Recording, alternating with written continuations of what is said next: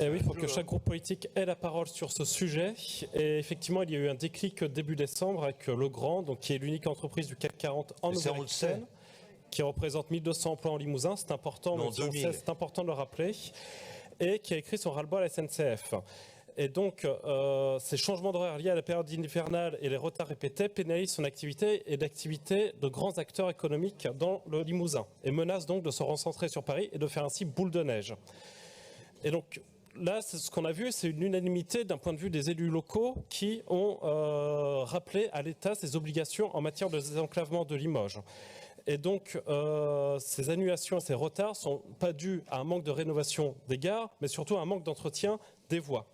Et même votre première vice-présidente, Andrea Brouille, a déclaré vouloir des trains suffisamment nombreux et des temps de parcours acceptables vers Paris pour le désenclavement et l'attractivité de notre territoire. Fin de citation.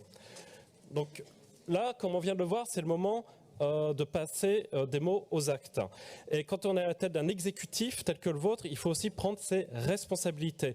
La région investit, comme on l'a dit, dans l'axe structurant Bordeaux-Toulouse à travers le GPSO. Pourquoi ne le ferait-elle pas ainsi dans l'axe structurant Limoges-Paris ? Or, en mars dernier, vous aviez signifié à l'association Urgence Polt et aux élus locaux que vous n'investirez pas un centime sur la ligne Limoges-Paris, considérant qu'il s'agissait, comme on l'a dit, uniquement du ressort de l'État, bien que les TER, par ailleurs, de la région empruntent tous les jours cette même ligne. D'autre part, vous indiquez aussi privilégier l'investissement sur la deux voies Limoges-Poitiers. Sur ce terrain, nous naviguons de consultation en réunion, de réunion en concertation, de concertation en consultation, et ainsi de suite.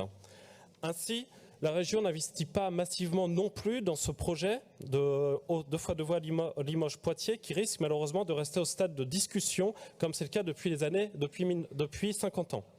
Finalement, le seul point sur lequel vous agissez, Monsieur le Président, pour désenclaver Limoges est la subvention de liaison aérienne Paris-Limoges, comptant en moyenne 3 ou 4 passagers par vol.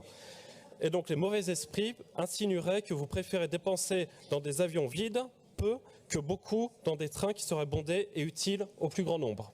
Je vous remercie.